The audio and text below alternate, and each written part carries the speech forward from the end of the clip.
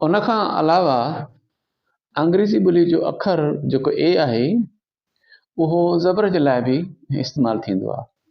यानी सिंधी जेके लफ़्ज़ हूंदा उन मथां जेकॾहिं का ज़बर आयल आहे त उन ज़बर जे लाइ बि अंग्रेज़ी ॿोली जो अखर ए इस्तेमालु कयो वेंदो। जीअं हे बकर, बे ज़बर ब, त बे ब इहे जेकी आई आहे उहा ज़बर जे लाइ। क काफ के खां पोइ वरी ए आई आहे, इहा बि ज़बर जी रो रे जे लाइ आर। ब शीर, हाणे जेकी ए आई आहे इहा ज़बर जी आई आहे, ब ओशी रो। बर कक, माना हीअ जेकी ए आई आहे उहा बि ज़बर जे लाइ, ऐं के खां पोइ जेकी ए आई आहे उहा बि ज़बर जे लाइ। उन खां पोइ अखर आहे बी। अंग्रेज़ी ॿोली जो अखर बी सिंधी ॿोलीअ जे ॿिनि अखरनि बे बदक ऐं ॿे बुक जे लाइ इस्तेमालु थींदी आहे। जहिड़ी तरह बिस्मा, बानो, बेनज़ीर, बरोज, बकरार, बुरड़ो। अंग्रेज़ी जो जेको अखर आहे बी उहो इस्तेमालु त सिंधी ॿिनि अखरनि जे लाइ थियो, बे बदक ऐं ॿे बुक जे लाइ। पर जॾहिं असां हिनखे बीअ खे अंग्रेज़ीअ में पढ़ंदासीं, उनजो उचार कढंदासीं त असां उनजो उचार सिर्फ़ु बे बदक में उनखे प्रोनाउंशिएट कंदासीं, न कि ॿी बुक में। जहिड़ी तरह सां यकीनन हिन बी जो आवाज़ बे सां हूंदो, छाकाणि हिते बि जेकी आहे उहा ॿी बुक जे लाइ इस्तेमालु थी आहे। पर असां अंग्रेज़ी जॾहिं पढ़ंदासीं उन लफ़्ज़ खे त हिनखे असां बरोच न पढ़ंदासीं, असां पढ़ंदासीं बेबदक जो आवाज़, बरोच, बकरार, बुरड़ो। उन खां पोइ अखर आहे सी। हालांकि जेको सी अखर आहे अंग्रेज़ी ॿोलीअ जो उहो सिंधी ॿोलीअ जा जेके 52 अखर आहिनि उन्हनि मंझां कंहिं जे लाइ बि इस्तेमालु न थींदो। सी सिर्फ़ु पंहिंजा 2 आवाज़ ॾींदी आहे। हिकिड़ो आवाज़ हूंदो आहे हुनजो सीन सीटी, ॿियो आवाज़ हूंदो आहे हुनजो काफ कुतो। जेकॾहिं अंग्रेज़ी लफ़्ज़ में सी आहे ऐं सीअ खां पोइ ई आई ऐं वाई आहिनि त उहा जेका सी आहे उहा पंहिंजो आवाज़ सीन सीटीअ में ॾींदी। मिसाल तौर ते सेंटर, हाणे सीअ खां पोइ ॾिठोसीं त ई आई आहे, इन करे आवाज़ ईंदो हुनजो सेंटर, कैंटर न पढ़ंदासीं, सेंटर। ॾिसूं था त हाई सिटी, सीअ खां पोइ ॾिठोसीं त आई आहे, इन जो आवाज़ ईंदो सीन सीटीअ में, सिटी। पोइ आहे साइकिल, ॾिसूं था सीअ खां पोइ वाई आई आहे त इन करे पंहिंजो आवाज़ सीन में ॾींदी।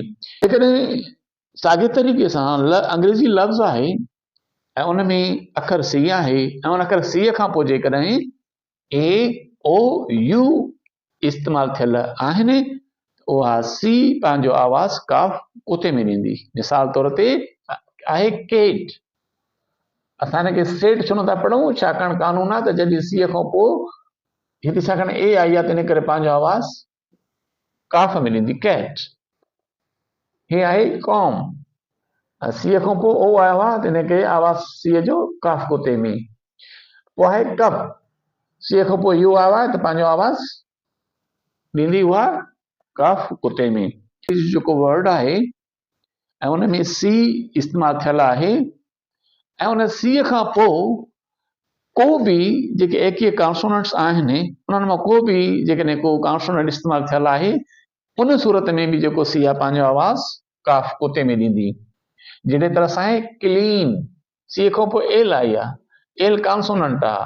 पोइ आहे क्रॉस, सीअ खां पोइ आर आई आहे ऐं आर कॉन्सोनेंट आहे। अहिड़े हवाले सां आहे क्रिकेट, सीअ खां पोइ आर आई आहे इन करे पंहिंजो आवाज़ ॾिए थी काफ कुते में। उन खां पोइ आहे अखर डी। अंग्रेज़ी ॿोली जो अखर डी जेको आहे उहो सिंधी ॿोलीअ जे 3 अखरनि जे लाइ इस्तेमालु कयो वेंदो आहे। हिकिड़ो आहे दाल, डॉल ऐं ड्रॉल। मिसाल तौर ते आहे दिलावर, दीदार, डायो, ॾिनो, ॾितो, ॾाहर, ॾखण, ड्रील, ॾाख।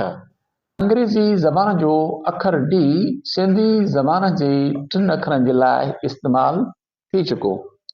लेकिन जॾहिं असां इन्हनि अखरनि खे जेके लिखियासीं हाणे अंग्रेज़ी में, इन्हनि खे जॾहिं असां पढ़ंदासीं त टिनी फॉर्म में असां डी जो जेको आवाज़ हूंदो उहो दाल दर में पढ़ंदासीं, यानी दिलावर, दीदार ऐं दायो।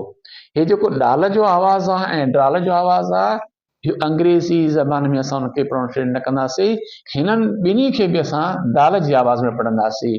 दिनो, दितो, दाहर, ॾखण, दील, दाख। उन खां पोइ अखर आहे ई। सिंधीअ में शुरूअ वारी ये जे लाइ अंग्रेज़ी अखर वाह इस्तेमालु थींदो। जीअं हे यास्मीन, असां वाह इस्तेमालु कईसीं। यासिर, असां वाह इस्तेमालु कईसीं। यामीन, असां वाह इस्तेमालु कईसीं। ठीकु। उनखां अलावा जेकॾहिं सिंधी लफ़्ज़ जे विच में ये आहे त उन ये जे लाइ असां अंग्रेज़ी ज़बान जो अखर ई इस्तेमालु कंदासीं। मिसाल तौर ते आहे शेर, असां विच वारी ये जे लाइ ई इस्तेमालु कईसीं। सुलेमान, सिंधी जे विच में ये जे लाइ असां ई इस्तेमालु कईसीं। सिंधी लफ़्ज़ जे जेका आख़िरि में ये अचे थी उन जे लाइ असां अंग्रेज़ी ज़बान जो जेको अखर आहे उहो असां आ इस्तेमालु कंदासीं। जीअं अली आख़िरी ये आहे, असां आ इस्तेमालु कईसीं। वली आख़िरी ये आहे, इन करे असां उन जे लाइ आ इस्तेमालु कईसीं। जानी आख़िरी ये आहे, उन जे लाइ असां आ इस्तेमालु कईसीं।